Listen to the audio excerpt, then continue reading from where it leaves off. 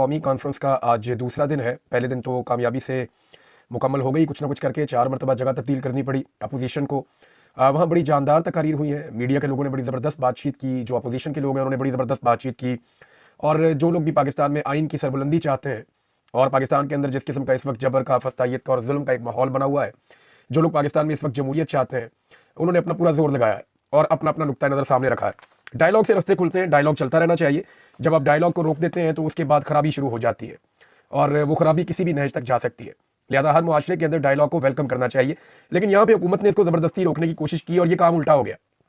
यानी जहाँ मरीम नवाज़ ने इतना बहुत सारा पैसा लगा के पंजाब हुकूमत ने इतने बड़े बड़े इश्तिहारात छपवाए, 60 सफ़ात के ऊपर अपनी तशहीर करवाई, सैकड़ों तस्वीरें उसके अंदर लगा दी गई, तो जहाँ उसकी तशहीर होनी थी वो मामला ऊपर जाना था।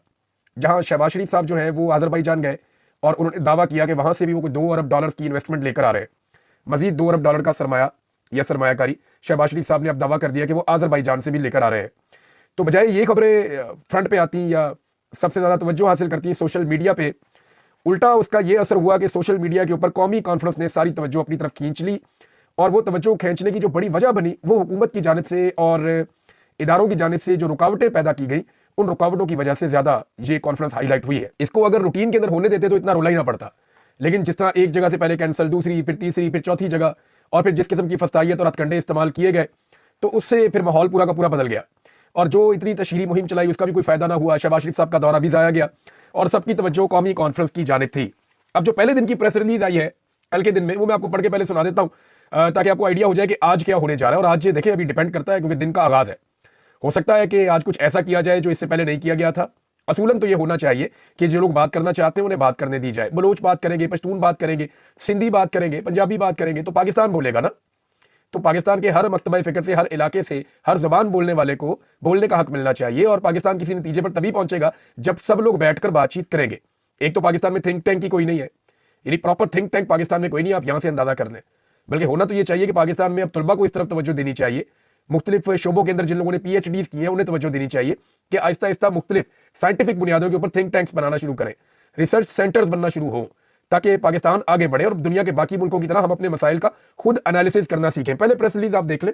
पाकिस्तान की तमाम हिज़्ब इख्तिलाफ की जमातों की कौमी कॉन्फ्रेंस आज इस्लामाबाद में शुरू हुई। ये कॉन्फ्रेंस मुल्क में आइन की बतदरीज पामाली, गैर कानूनियत, गैर मुनसिफाना इंतखाबात और मुल्क में मीडिया पर बढ़ती हुई पाबंदियों के तनाजुर में शाहिद खाकान अब्बासी, साबिक वज़ीर आज़म और अवाम पाकिस्तान के कौमी कन्वीनियर और महमूद खान अचकज़ई, चेयरमैन पख्तूनख्वा मिल्ली अवामी पार्टी और चेयरमैन तहरीके तहफ़्फ़ुज़ आइन की दावत पर मुनक़्क़द की जा रही है।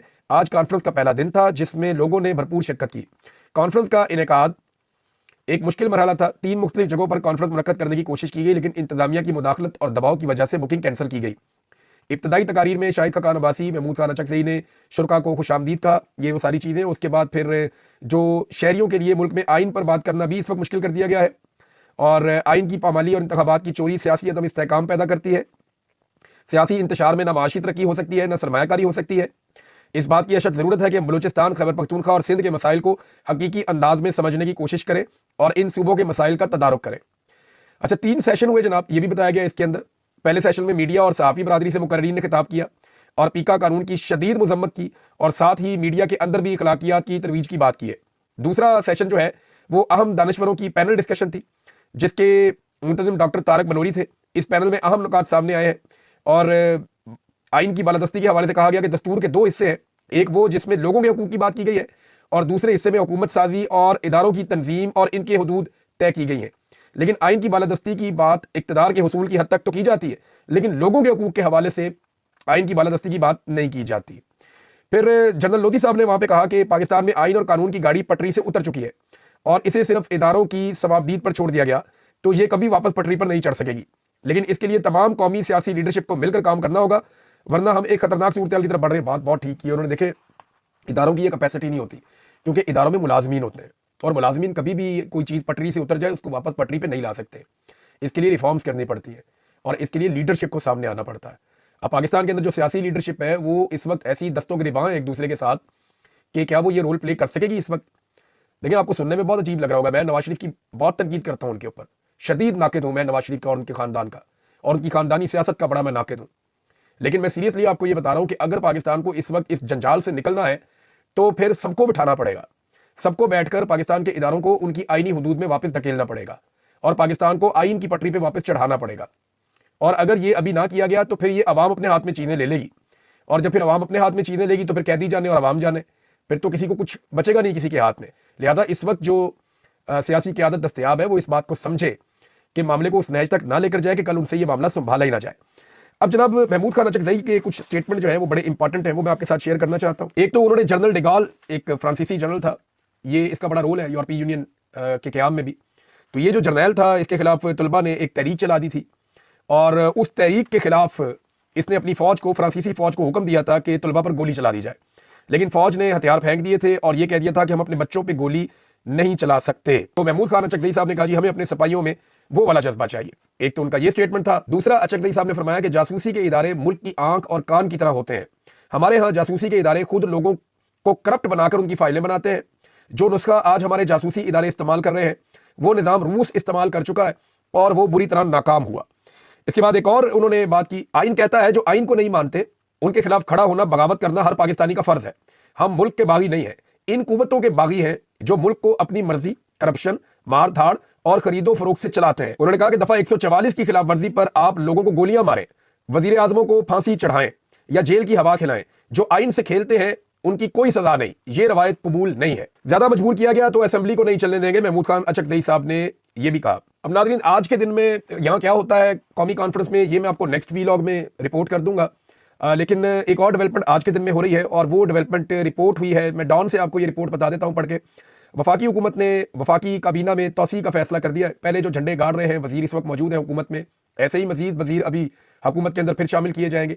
फार्म 47 पे जो जाली जीत कर आए हुए हैं, बगैर इलेक्शन जीते जो लोग आए उनको पहले भी वजीर बनाया गया है, मजीद वजीर भी अब काबीना के अंदर शामिल किए जाएंगे। यानी इस हुकूमत का कॉन्फिडेंस कुछ वापस आ रहा है, या हुकूमत को यह लगता है कि शायद अब वो मजीद टाइम निकाल सकते हैं जो हालात पैदा हो रहे हैं। अब इसके अंदर आप ये दो तीन फैक्टर्स ऐसे हैं कि एक साल गुजारने के बाद ऑब्वियसली एक हुकूमत को ये लगता है कि अगर हमने एक साल गुजार लिया तो हम और टाइम भी गुजार सकते हैं। लेकिन क्या अपोजिशन इस हुकूमत को मजीद टाइम गुजारने देगी, या अवाम इस हुकूमत को मजीद कबूल करेगी, या आलमी सतह पे आने वाला प्रेशर ये हुकूमत सस्टेन कर पाएगी, या जितना पैसा ये मांग कर ला रहे हैं उस पैसे की बुनियाद के ऊपर मुल्क को चलाना मुमकिन रहेगा। अब जो नए वज़रा जिनको शामिल किया जाएगा उनमें ज़राए बता रहे हैं कि 10-12 वज़ीर शायद जिनको नया लाया जाएगा, उनमें तारिक फजल चौधरी साहब का नाम आ रहा है, मुस्तफ़ा कमाल साहब का नाम आ रहा है, खालिद मक्सी का, हनीफ अब्बासी का, एक मुबारक ज़ेब भी आपको याद होगा जिसने अपने भाई के नाम पे वोट लिया था पाकिस्तान तहरीक इंसाफ का झंडा उठाकर और बाद में अपना वोट बेच दिया था 26वीं आईनी तरमीम के लिए। तो उसके साथ भी वजारत का वादा तो किया गया था, लेकिन उसके हवाले से कुछ लोग क्लेम कर रहे हैं कि उसको अगर वजारत ना भी मिली तो गुजारा हो जाएगा, क्योंकि उसके हवाले से कुछ ऐसी कमजोरियां उसकी इस वक्त निज़ाम के हाथ में है कि अब वो निज़ाम की पकड़ से बाहर जा नहीं सकता, वो निज़ाम के साथ साथ ही बेचारा घिसटता रहेगा। नाज़रीन, एक और खबर है द न्यूज़ के अंदर ये आई है, पाकिस्तान के वज़ीर-ए-आज़म पूरी दुनिया में जाते हैं कि सरमायाकारी पाकिस्तान में लेकर आओ, सरमायाकारी पाकिस्तान में लेकर आओ। ओवरसीज पाकिस्तानियों को भी कहते हैं, जो गैर मुल्की उन्हें भी कहते हैं पाकिस्तान में सरमाया लेकर आओ। लेकिन हमारे वज़ीर-ए-आज़म का अपना सरमाया ज़्यादातर कहाँ है? द न्यूज़ के ऊपर एक रिपोर्ट छपी है, उसमें असासों के बारे में बताया गया है कि किसके कितने असासे हैं 2024 के जो इंतखाबात हैं उनके गोशवारों के मुताबिक। तो इसमें जनाब एक जुमले के अंदर सारी कहानी है कि prime minister Shahbaz Sharif has more assets abroad than in Pakistan. अब जनाब ये शहबाज शरीफ साहब जो है, जो पाकिस्तान के वज़ीर-ए-आज़म है, उनके पाकिस्तान की निस्बत ज़्यादा असासे पाकिस्तान से बाहर मौजूद है। अब जो इस वक्त पाकिस्तान का वज़ीर-ए-आज़म है उसके ज़्यादा असासे पाकिस्तान से बाहर है और पाकिस्तान में उसके असासे कम है। वो कैसे दुनिया को कायल करेगा कि आप अपने असासे पाकिस्तान लेकर आए, जबकि वो खुद अपने असासे पाकिस्तान नहीं लाया। अब इमरान खान साहब का कोई एसेट पाकिस्तान से बाहर नहीं है, उनका जो कुछ है वो सारा कुछ पाकिस्तान में है। बेशुमार पाकिस्तानियों का ऐसा ही है। ये पहली मरतबा ऐसा हो रहा है कि पाकिस्तानी बहुत बड़ी तादाद में अपनी प्रॉपर्टीज, अपनी चीजें, अपनी मिलें, फैक्ट्रियां बेचकर पाकिस्तान छोड़ कर जा रहे हैं। ये ट्रेंड बड़ा खतरनाक है, इसे रोकना पड़ेगा। देखिए, हुकूमतें तब्दील होती रहती है। आज हुकूमत PMLN की है, कल किसी और जमात की हुकूमत आ सकती है, परसों इमरान खान साहब की वापस हुकूमत आ सकती है।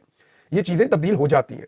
लेकिन जिस तरह लोग पाकिस्तान छोड़ कर जा रहे हैं, इस पे पाकिस्तान के तमाम इदारों को, स्पेशली पाकिस्तान की एस्टेब्लिशमेंट को तवज्जो देनी चाहिए कि उनकी गलत पॉलिसियों की वजह से पाकिस्तान बहुत पीछे चला जाएगा और जितना पीछे चला जाएगा वापस आना हमारे लिए उतना ही मुश्किल होता चला जाएगा। नाज़रीन, वैसे तो पाकिस्तान की तमाम सूबाई हुकूमतों का 1 साल मुकम्मल हुआ है और मुराद अली शाह के अलावा बाकी सारे वज़ीर आला जो है वो नए हैं, यानी पहली मरतबा वज़ीर आला बने हैं। लेकिन जो पंजाब हुकूमत ने पागलपन दिखाया इश्तिहारबाजी के अंदर, ये ऐसा हमने कहीं नहीं देखा। यानी सिंध में भी एक हुकूमत है, खैबर पख्तूनख्वा में और बलूचिस्तान के दोनों वज़ीर आला बिल्कुल नए वज़ीर आला हैं, लेकिन उन्होंने ऐसी तशहीर बिल्कुल नहीं की, इस तरह अवामी पैसा ज़ाया नहीं किया। खासतौर पर खैबर पख्तूनख्वा की हुकूमत ने तो सोशल मीडिया को इस्तेमाल किया, उनका वैसे ही सोशल मीडिया तगड़ा है। इसके ऊपर PMLN को या पंजाब हुकूमत, चाहे वो जाली है, उनको इस बारे में तवज्जो देनी चाहिए कि अखबारात अब कोई नहीं पढ़ता। अखबारात की जो टोटल सर्कुलेशन है ना, वो 2 ट्वीटों से भी कम होती है। तो उन्हें तवज्जो देनी चाहिए सोशल मीडिया के ऊपर, डिजिटल मीडिया के ऊपर, कि किसी तरह यहां पे वो अपनी प्रमोशंस करें, यहां पे वो चीजों को आगे लेकर चलें और दुनिया को बताएं कि उन्होंने क्या किया है। और अगर आपने कारनामे किए हो तो फिर आपको बताने की जरूरत नहीं रहती, लोग खुद ही आपकी कारकर्दगी को जानते हैं। ये तो नरगसियत का शिकार है और ये एक पागलपन है कि एक दौड़ लगी हुई है। अब ये जिस किस्म के इश्तिहारात छपे हैं, मेरे ख्याल में अगर Guinness book of world record को दें तो शायद वो इनका नाम वर्ल्ड रिकॉर्ड में डाल दें कि जनाब आपने ये एक अजीबोगरीब कारनामा कर दिया है जो इससे पहले कभी किसी ने नहीं किया था। मैं आपके सामने एक जैगम खान साहब हैं, जर्नलिस्ट हैं, और उन्होंने बड़ी जबरदस्त बात की है, वो जब मैं आपके सामने रखूंगा ना, उन्होंने दरिया को कूजे में बंद कर दिया। जैगम खान साहब का फरमाना है कि पीपल्स पार्टी और मुस्लिम लीग नून जो है वो 20वीं सदी में मुंजमद होकर रह गए हैं, इन्हें जदीद पॉलिटिकल कम्युनिकेशन की कोई फहम ही नहीं है। ये छोटी सी बात करके उन्होंने क्लियर कर दिया कि इन्हें पता ही नहीं है कि कम्युनिकेशन का तरीकाकार तब्दील हो चुका है। अब अगर आपने लोगों से राब्ता करना है तो वो खत लिखने वाला दौर चला गया है। देखिए, मैं आपसे एक सादा सवाल करता हूं ना कि आपने अपने किसी रिश्तेदार से राब्ता करना है तो आप क्या करेंगे? आप जाएंगे, जाके कागज लेकर आएंगे, बैठ के सोच सोच के खत लिखेंगे, खत लिखने के बाद उसको एक लिफाफे में डालेंगे, फिर उसके ऊपर जाके टिकट लगाएंगे, फिर डाक खाने के अंदर जाके उसको पोस्ट कर देंगे, फिर आप इंतजार करेंगे उसको कब पहुंचता है, फिर जब वो वहां पड़ेगा और वापस। क्या आप ये करेंगे? आजकल के दौर में आप ये नहीं करेंगे। क्या आप ये करेंगे कि आप जाएंगे और जाके जो डायल करने वाला फोन है उसको उठाएंगे, वहां से कान पे लगाएंगे, वहां से दूसरे लैंडलाइन के ऊपर कॉल करेंगे और वहां से कहेंगे जी फलां को बुला के लाओ, मैंने उसके साथ बात करनी है? आप ये भी नहीं करेंगे, क्योंकि ये दौर है बहुत फास्ट। आप अपना स्मार्टफोन उठाएंगे, उठा के जनाब आप 1 सेकंड के अंदर उसके अंदर आप व्हाट्सएप खोलेंगे या कोई और एप्लीकेशन आप खोलेंगे, या आप डायरेक्ट कॉल करना चाहेंगे तो आप डायरेक्ट कॉल करेंगे। पूरी दुनिया कनेक्टिविटी है, आप एक लम्हे के अंदर वहां पे कनेक्ट हो जाएंगे जिसके साथ आप बात करना चाहते हैं। तो दुनिया तो इतनी तेज हो गई है। तो जब कम्युनिकेशन के जराए बहुत तेज हो चुके हैं तो फिर ये बात पॉलिटिकल पार्टियों को भी समझनी चाहिए कि अखबारात में इश्तिहारबाजी वाला दौर खत्म हो गया। पूरी दुनिया में अब ऐसा नहीं होता। दुनिया के अंदर अखबारात बंद हो रहे हैं और हमारी हुकूमतें जो है वो अखबारात को पाल रही हैं गैर जरूरी तौर पर। अब सबको जिद्दत की तरफ जाना पड़ेगा। हमारे जो अखबारात के सहाफी हैं उनको भी जिद्दत की तरफ जाना पड़ेगा, हमारे जो डिजिटल मीडिया के सहाफी हैं उनको बाकियों को साथ लेकर चलना पड़ेगा, इसको मजीद वसी करना पड़ेगा। जहां पे रोजगार के कुछ मौके खत्म होते हैं जिद्दत के साथ, वहां पे बहुत सारे मौके पैदा भी हो जाते हैं। हमें दुनिया के साथ चलना पड़ेगा, हम माजी में अपने आप को रोक नहीं सकते।